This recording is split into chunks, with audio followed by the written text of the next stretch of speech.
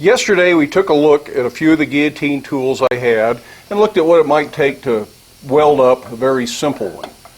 Today I thought I would continue that with a little bit more discussion on guillotine tools and some of the options for fabricating one, as well as pass on some of the information I've received since yesterday's video from some of the viewers who have provided some sources.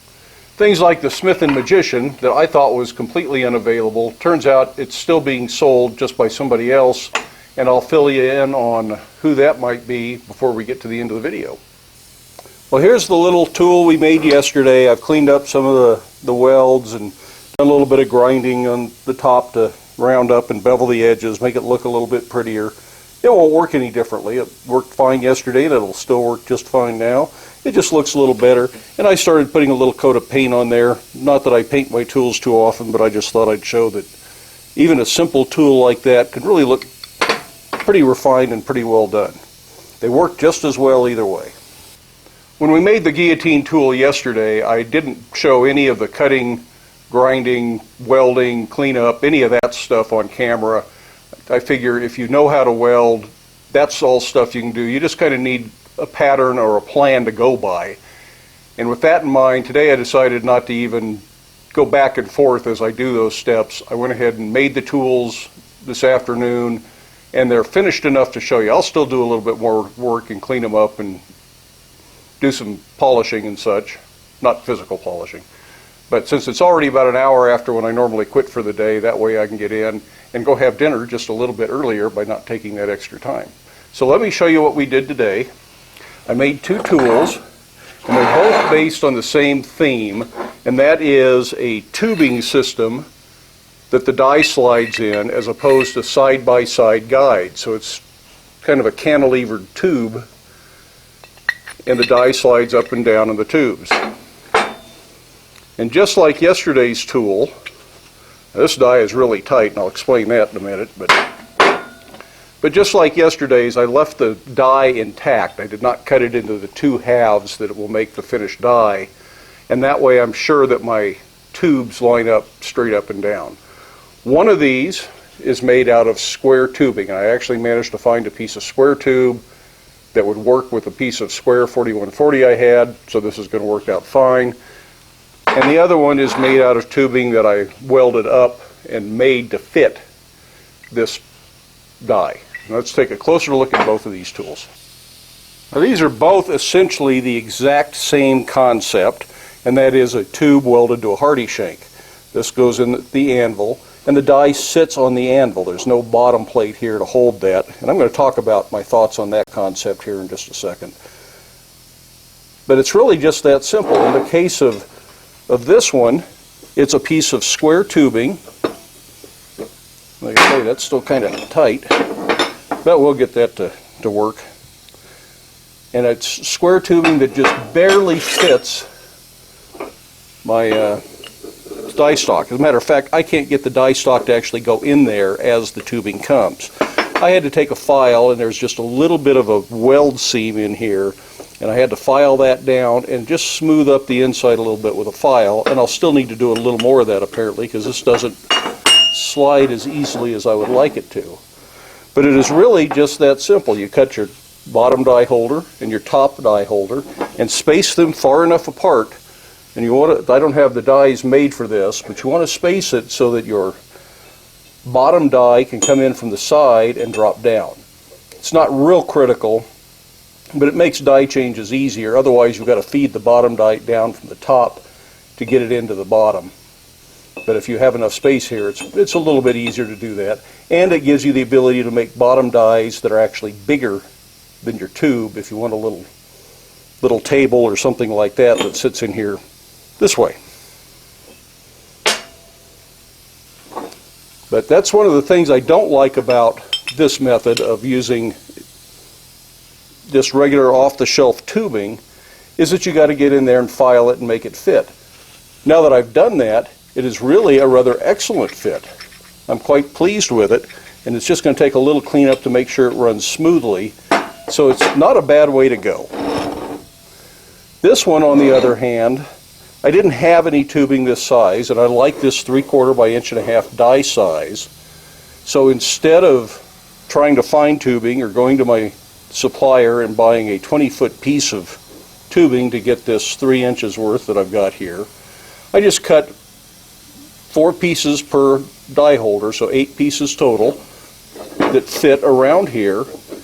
I wrapped the die in paper like I did yesterday to provide clearance, clamped these up to it, and welded up the corners.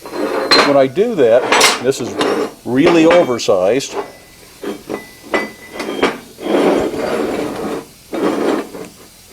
I just bring the corners together like this. So I cut it a piece 3/4 of an inch and a piece 1.5 inches for this side. So there's 2 3/4 and 2 1.5 inch ones. And then I weld in here, so that gives me kind of a beveled corner effect on this. And I'll go back and I'll do some more welding on this and clean that up a little bit. This is still just the way I knock the die out, other than a little bit of grinding, but I'm going to do some more weld. I don't like to weld too much with the die in for fear I might accidentally weld my die in place. That would really be the pits. So I talked about a bottom plate on here. In use, this sits on the anvil, it's no big deal. But when you pick this up to put it away, the die slides out the bottom, it falls on the floor, falls on your foot, and I don't really like that, so I'm going to put a plate on the bottom of this. And I'll probably make something that's big enough to go all the way around it so that it sits firmly in the hardy hole and doesn't rock or shift. And I think it'll be a better tool in the long run because of that. I will also drill a hole in the bottom of the plate. So if for some reason the bottom die doesn't want to come out, you can put a knockout tool or drift of some sort in here and push that out. And that way you can get your dies out if they get stuck. And I'll do the same thing on this square version. Now, it is quite common on these tubing style, instead of welding the tubes side by side like I have, to put them corner to corner, or to even put some other spacer so they're separated a little bit. Now, the advantage of that is that instead of just being able to feed stock sideways across the dies, which is the way you use it the vast majority of the time, if it's corner to corner, and like this, you can feed the stock lengthwise, which for some knife and sword makers who are putting fullered grooves down the center line of a sword is important. And at that point, you've got to really think about what this spacing has to be, so you got room for whatever you're fullering down the middle. That's something I haven't needed to do much, so it's never been a problem as far as I'm concerned. But that's an option that would work very well if you want to be able to go both ways. And if there's no reason not to do it, I don't see any real downside to it, other than it makes for just a little bit more complicated setup and sits on the anvil somewhere other than centered. Really not a big deal. I don't see any reason that should be a problem. But if you like that style tool, another option is a C-frame tool. And this is just a quick welded up mock-up so I can show you how the C-frame tool works. So the C-frame tool, you can come in this way, and the back is open, so you can run a tool all the way through it. I got this held up with a welding magnet right now, so I can't, but in use you can run all the way through this way, but you can then also run all the way through this way, and you've got all this clearance right up to the C-frame. So that's really a very practical way to do it. You still have to weld up guides or find a piece of tubing to use as the guide system in here, whatever works for you.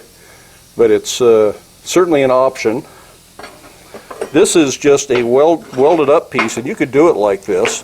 I think I need to think about the size a little bit, although this looks like it would probably work. This is kind of a short die that I've got here. Yeah, I think that would work for the same dies I use in my Smithin Magician. This would be plenty tall enough and wouldn't be bad. The welded up is not as pretty as if you cut it out of plate, and you could have them plasma cut if you were making several.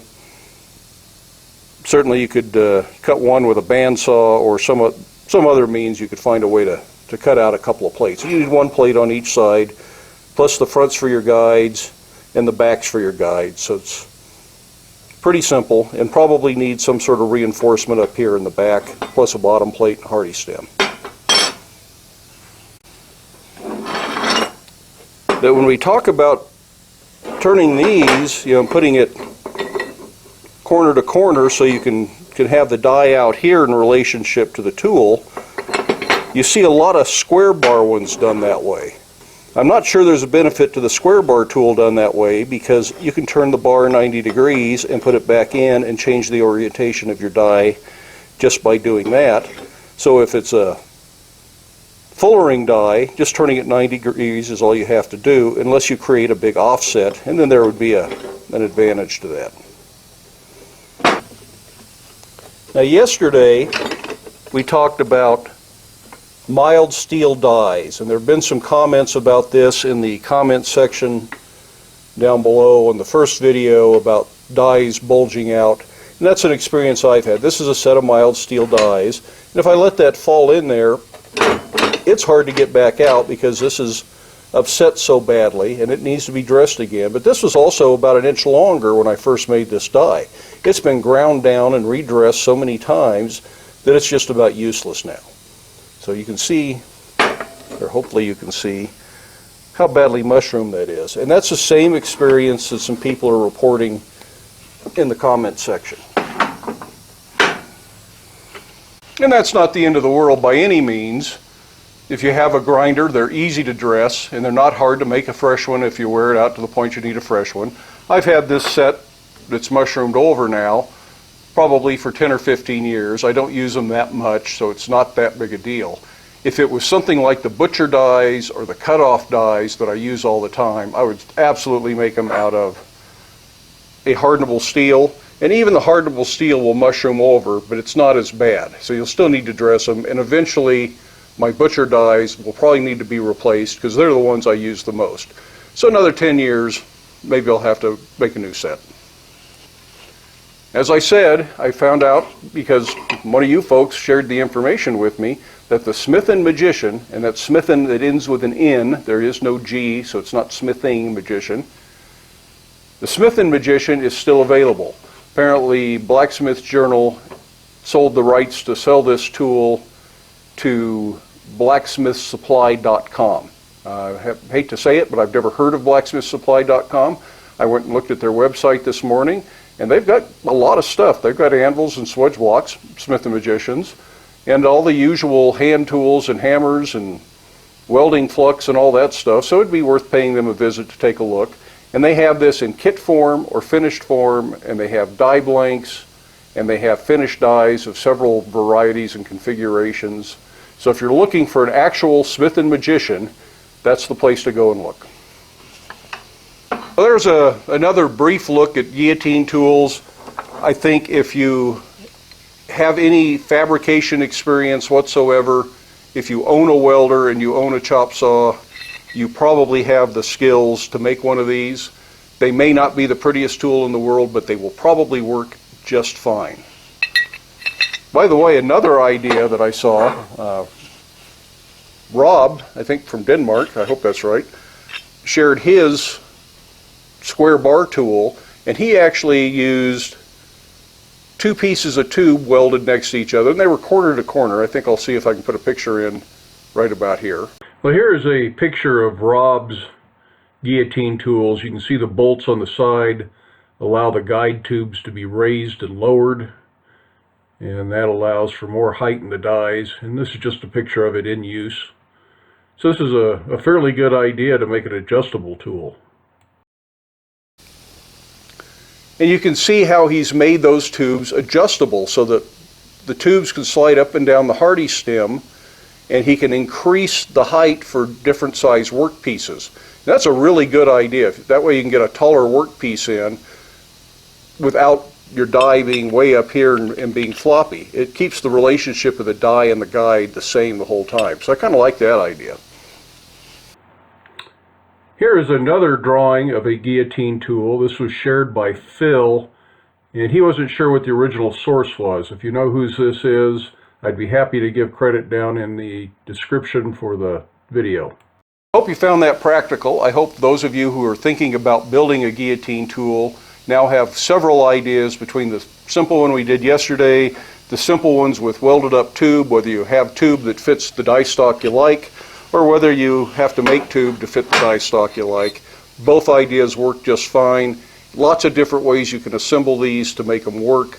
You can use channel iron, you can use tube. I've seen some with angle iron sides. Lots of ways to figure this out based on the materials you have at hand. But like I say, try to start with die stock that you know you can get more of, or a size you know you can get more of. It doesn't always have to be the same flavor of steel. But if you want one that loads from the side, I really like the C-frame style. I haven't made one of these yet because, like I say, I've never wanted one. I've been using the Smithin Magician for about 20 years, and so far I haven't wished I could come in from the side.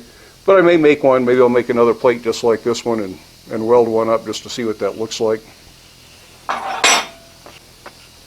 That is pretty much all I have for tonight. I think I'm going to call it a day and head on in. I hope this was practical. I hope it was useful. We will get back to actual forging things. I've just kind of run out of time the last few days, so talking about fabricated tools works out just fine for my schedule. I hope it works out for your schedule. In the meantime, you know it, get out to your shop, make something, whether it's new tools for the shop or a gift for somebody or whatever it is. Just try something out, but have fun in the shop. But stay safe, wear your safety glasses, and we will see you for the next one. Good night.